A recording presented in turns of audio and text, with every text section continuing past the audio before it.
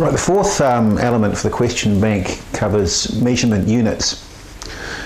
What I want to talk to this evening mainly here is the way in which we can handle numbers in radio to make it easier to look after very large numbers and very, very small numbers.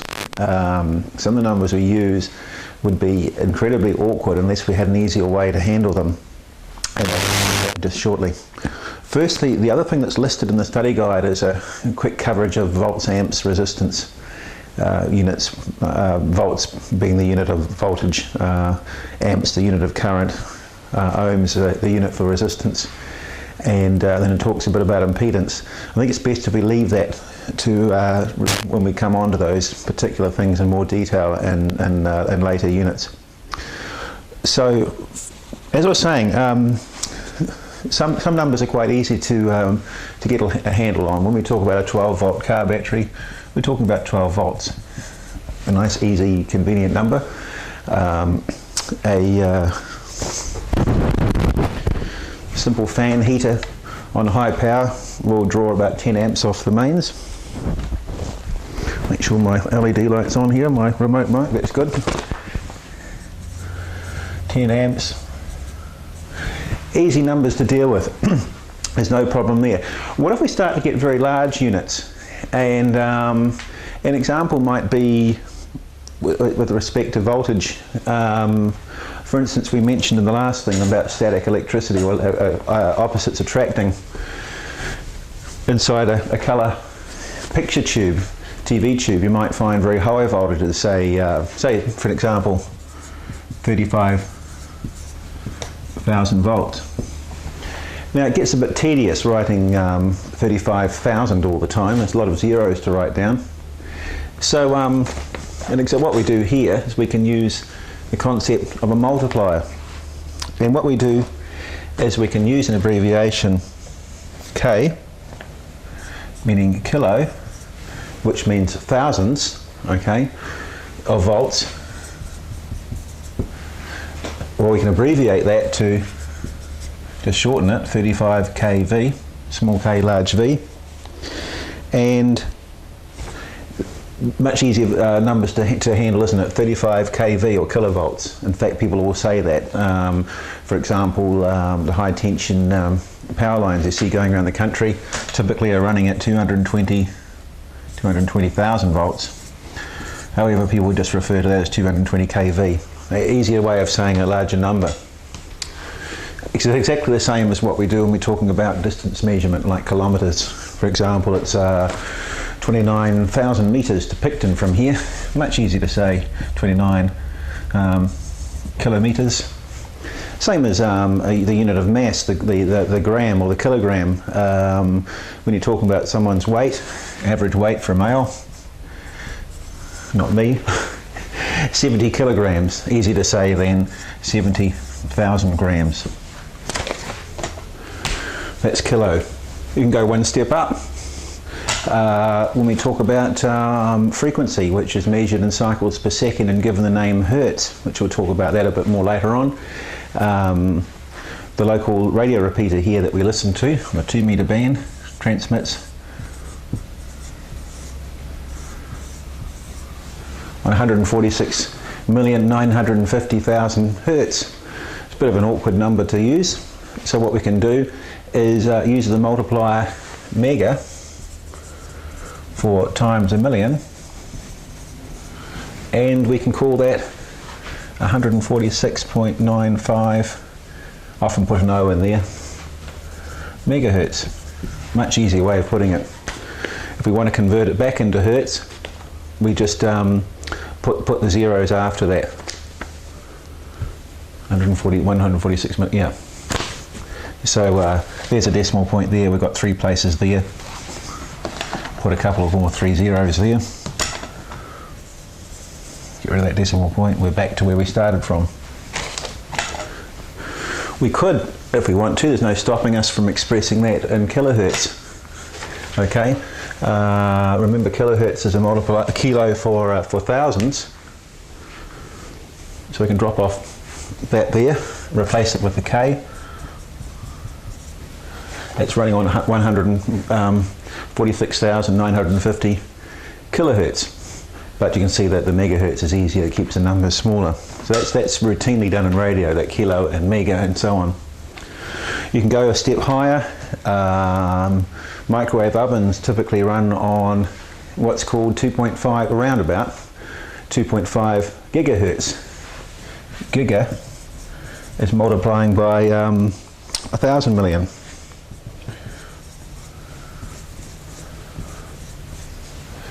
So the microwave oven is running on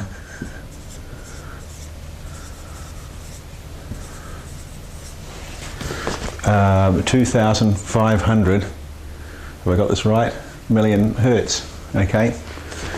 Very awkward numbers to deal with. We can just replace all these figures here with the giga and call it 2.5 gigahertz. People will call that gigs. Those who are in the trade might talk about the downlink from some of the amateur satellites are in the 2.4 gigahertz band, or we'll call it 2.4 gigs for short. These are frequencies that amateurs are becoming increasingly involved with, especially with the amateur satellites. The last one that used it a lot is now defunct, but there will be more to come in the future, no doubt. So that's for very large units, and as you look at the sheet there for measurement units, you go even higher, right up to terahertz, which is not really used by us much. You start getting into light frequencies there if we're talking about frequencies and cycles per second. What about for small units? A good example we use in everyday measurement is the millimetre. We look at a metre rule, 1 metre. And 1 metre contains 1,000 millimetres. So if you look at all those centimetre divisions, there's 100 centimetres in a metre rule. Obviously not quite the scale here, and if you look up closely at the centimetre, you'll often see 5 millimetres made a bit bigger, and then there's 10 millimetres in one centimetre. And millimetre is much easier hand thing to use, isn't it? Like if you look at the thickness of perhaps my wedding band here, it's probably about let's say, just for easiness, 1 millimetre. Much easier to say in 1 millimetre than 1,000th of a metre, or 0.001 of a metre equals 1 millimetre. You start to see we're going backwards now on the other side of the decimal point. We're not talking thousands of times, we're talking 1,000th. So milli is 1,000th. Pardon me. And an area we use that all the time in electronics and radio is in small currents. We talked about the unit of current before being the amp. Amp is quite a convenient measure. We use it a lot just on its own. As mentioned before, the amount of current drawn by a heater or something like that. When you're looking at quite small levels, maybe a little light emitting diode, like the little red indicator on the side of this wireless microphone transmitter, might only draw about 20 milliamps, which is 0.02 of an amp. Once again, the numbers are getting a little awkward with those zeros and decimal points. Decimal points can get dropped or missed as well. Someone forgets to put the 0 there, and then the decimal point gets smudged out, gets confusing. A nice way to handle that is to use the milli divider, 1,000th, so 20 milliamps equals 0.02 amp. But an easier way to use the numbers. We can get right down to microamps in some circuitry. So that's the next thing.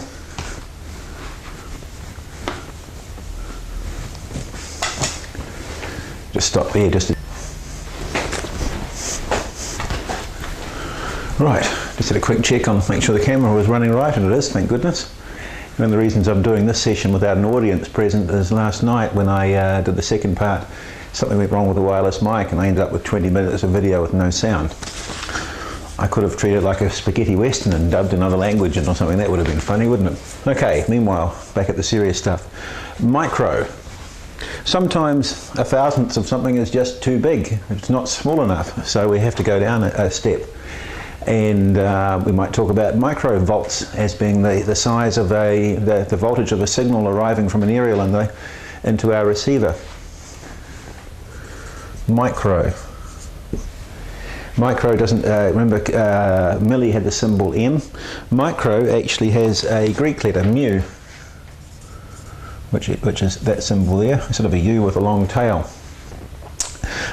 Sometimes you'll just see U used instead, won't have but the same thing. That's mu, the symbol for micro, or 1/1,000,000th of something. So we could say that the signal arriving at a receiver is 1 microvolt. It's getting pretty weak, but it's still quite listenable, still quite detectable in many receivers, VHF receivers and so on. That's quite still relatively strong signal.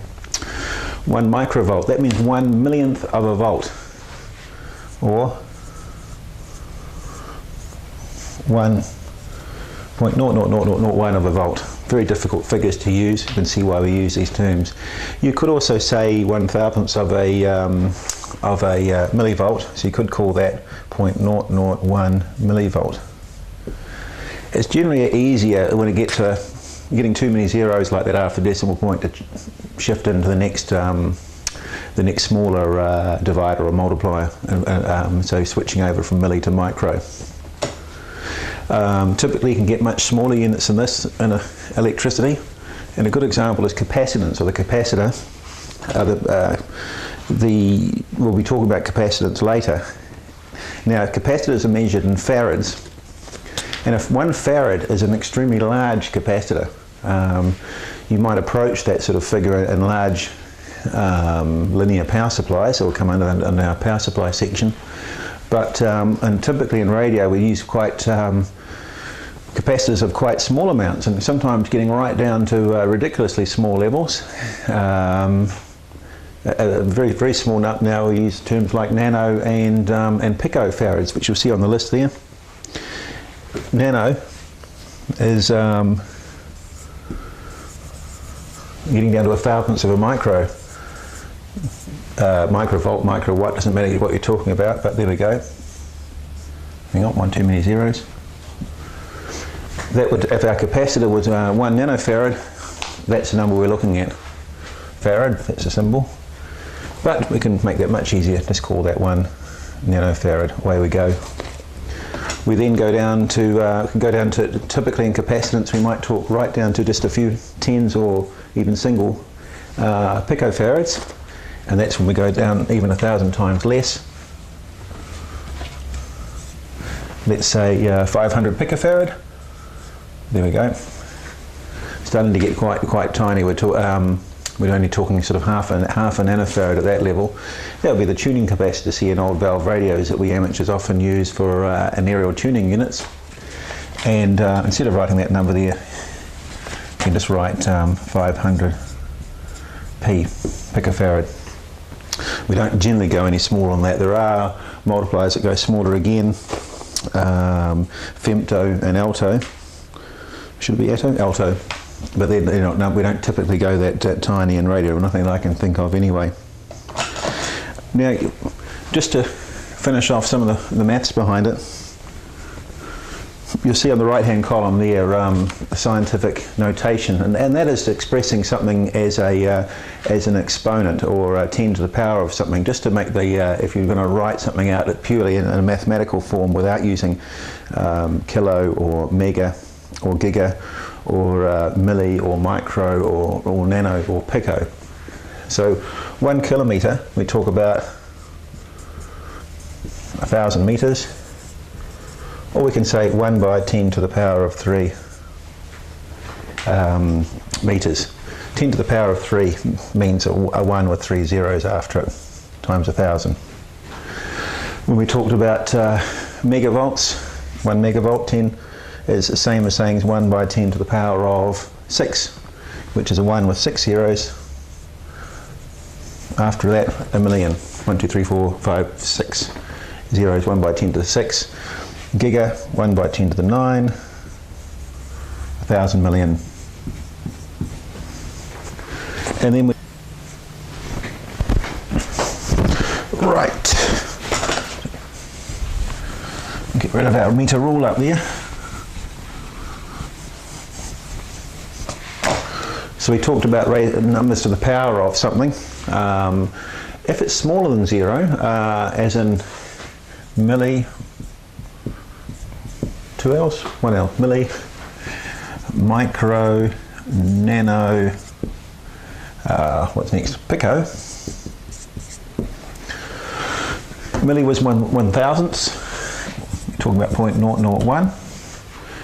With exponents that we showed before, remember 1,000 times something was 10 to the power of 3. If you're making it smaller than the 1, when 1 you're putting numbers after the decimal point, you go minus, which means you're dividing by 1,000, 1 with 3 zeros after it. That's what the minus is telling you. Micro, 1, that's 10 to the minus 6, you can see the pattern there. Nano,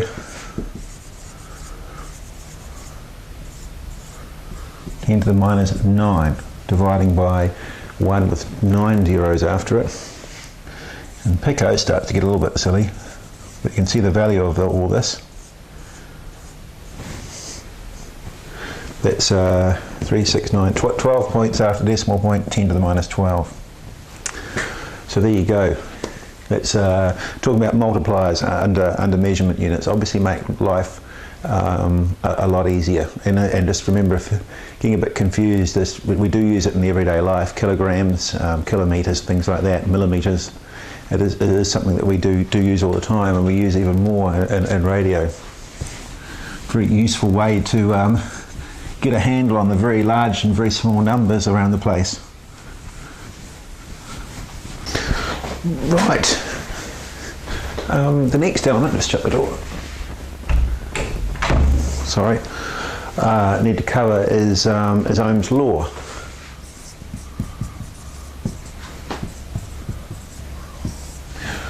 Ohm, I can't remember his first name, one of those clever chaps, sometime in Europe, probably in the 1800s, did work on electrical resistance. You have to hand it to those fellas. They didn't have a lot to work with, yet they came up with some of the foundations of modern electronics and electricity.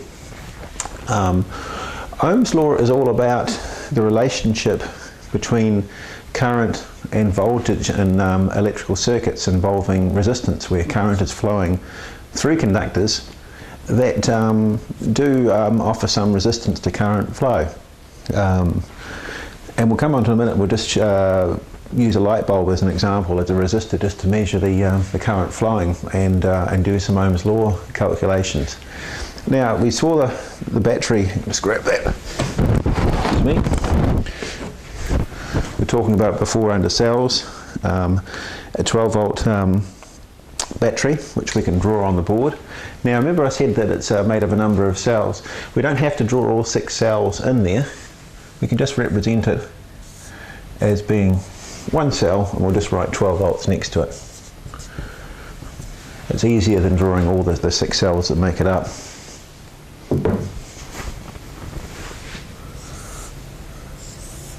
What if we wanted to get an idea of how much current in amps is going to flow through a resistance such as this light bulb here? Now we can represent the resistance of the light bulb as a symbol in a circuit, being that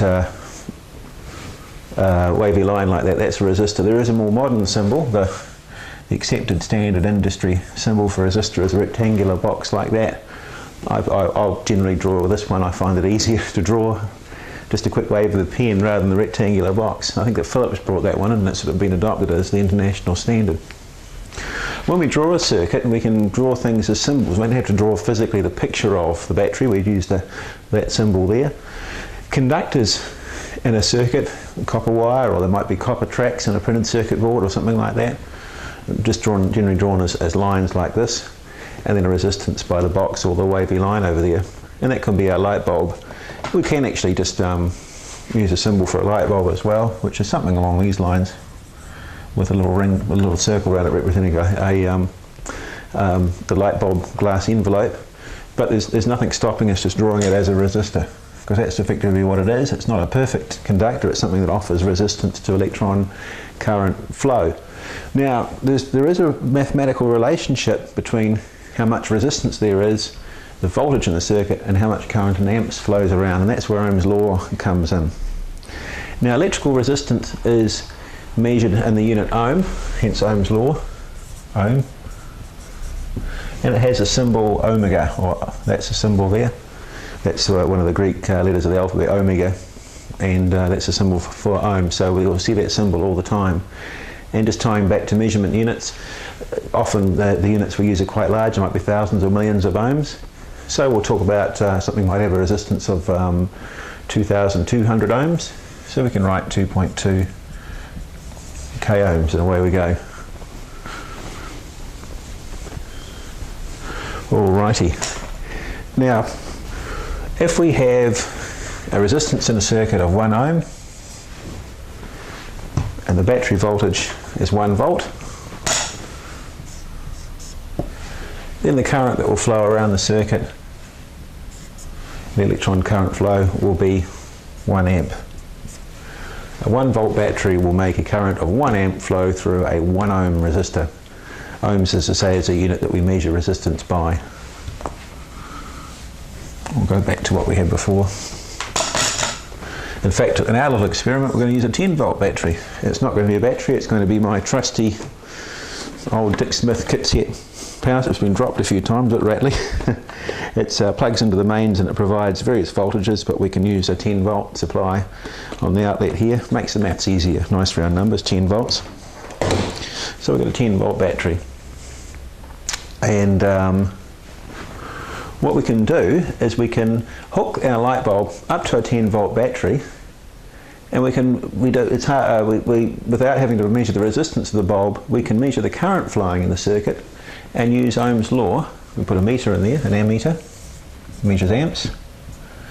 All the current has to flow through the meter. There'll be more about meters and measurement and metering and measurement later on in another question bank element, and work out what the resistance is. Now, the formula we use is Ohm's law, which is equal to I equals E over R. Very basic but very commonly used formula in electricity. Ohm's law, I equals E over R. Now what's E? That's electromotive force. But they can just drop that out and call that voltage I equals V over R. I is a symbol for current in amps. It's not A, so we don't use A. We're allowed to change electromagnetic force to volts, but we're stuck with I for current.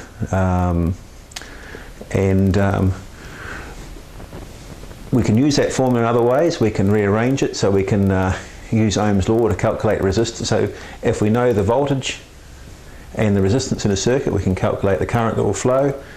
We can also rearrange the formula. If we know if we want to know the resistance, we can calculate it from V and I, and if we want to know what V is, we can calculate it from I and R.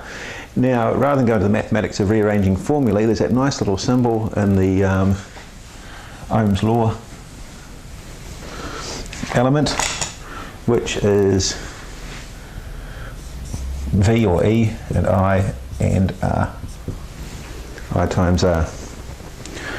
Now, how we use that formula is if we want to know V, we cover up the one we want to know, and then we go from what's left.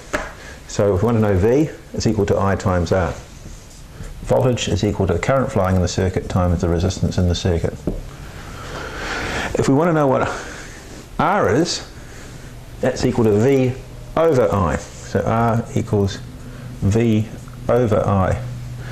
Now what that means, and if mathematics is something that's in the dim past or not so hot on, when we say something over something, we mean divided by.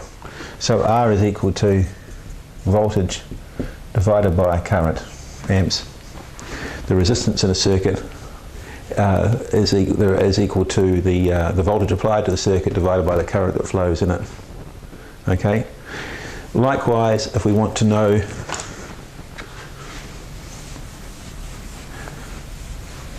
the current flowing, I is equal to V over R. Okay, and what that means, V over something over something means divided by. I is equal to V divided by R. That's what we're meaning with that. So, just coming back to a practical application of Ohm's law, we've got a battery. I'll just tilt the camera down, just one moment.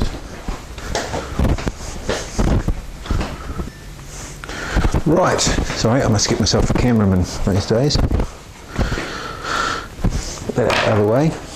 So we've got a simple setup here, just for producing a current flow in a circuit and doing some basic measurements and application of Ohm's law. Now, just remove that there for a tick, we'll hook that in a minute. We want to measure the, work out, just set up a circuit with a light bulb and a battery and look at the current and the voltage flowing, the voltage and the current flowing in the circuit and work out its resistance. So we need a battery. Now, rather than using that gel battery, which I showed before in basic electronics, which is a bit crook, we use my trusty Dick Smith power supply, which I've had for a few years. It's very useful. It provides a variety of voltages, but here we're using the 10 volt supply. 1, 0, 10, keeps the numbers simple. To measure current, we've got an ammeter, a device. We'll talk about measurement in another unit later on. This is an AVO8, a classic old English meter, which I happen to come across. You can just look carefully on the top, you can see an old shadow of a Dymo label that says Mount Pleasant, place in Christchurch. And we've got conductors here to hook the device that we want to measure into the circuit. So here's our light bulb. We'll just hook that up there and there. Switch it on. Oh, there we go. Light. It's probably dazzling the camera a little bit. So we've got current flowing from the power supply through the meter, out of the meter, through the light bulb, back to the power supply again through the clip leads and so on that we've got here. And if we measure on the power supply, on the ammeter here, you won't be able to see it on the camera, but you'll have to trust me with this one. That's 0.4 of an amp, or 400 milliamps. We'll just turn that off. Right, back to our circuit.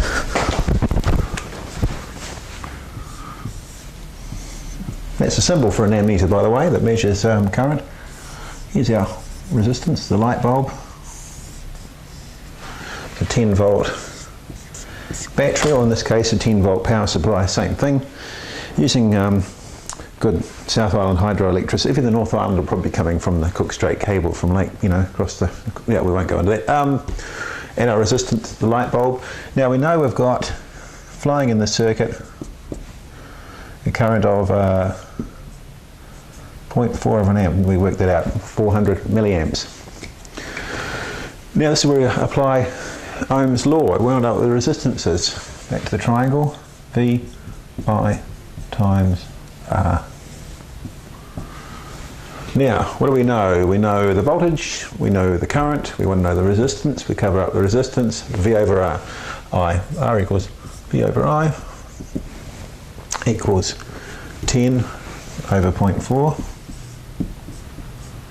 or 10 divided by 0.4. I haven't got a calculator with me. That's 20.4 goes to 10. It's the same as 100 over 4. 4 goes to 100. That's 25 times. 25 ohms is the resistance of that bulb. We just worked it out, just using a simple circuit here and applying some Ohm's law. Let's pretend now that we didn't know what the battery voltage was. We can reuse Ohm's law to work it out. What if we only knew the current flowing in the circuit, what we measure off the ammeter?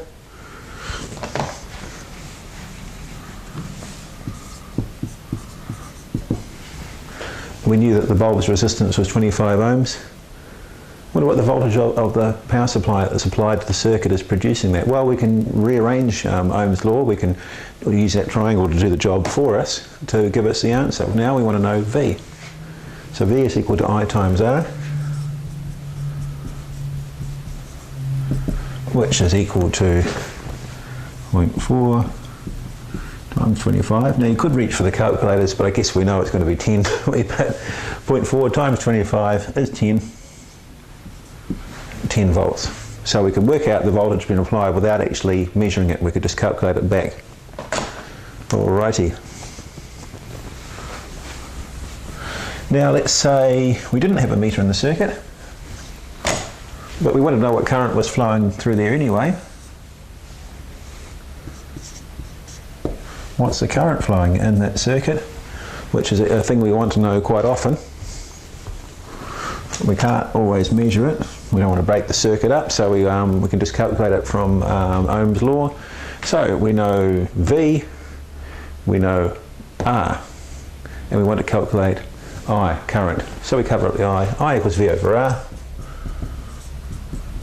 okay, which is equal to 10 over 25, which equals, if you reach for the calculator again, 0.4 of an amp, 400 milliamps. So there we are. We just used Ohm's law, 3 different ways to work out what was going on in our simple little test circuit. Just a quick comment. I think now would be a good time to talk about current flow. There is a confusing thing in electricity that you come up against called conventional current flow. And I remember it confused the heck out of me for a long time when I was young and first started reading about electricity. Now we know in electricity is a flow of electrons. There's more electrons on the negative terminal or excess there, or pressure of electrons, than there is on the plus side.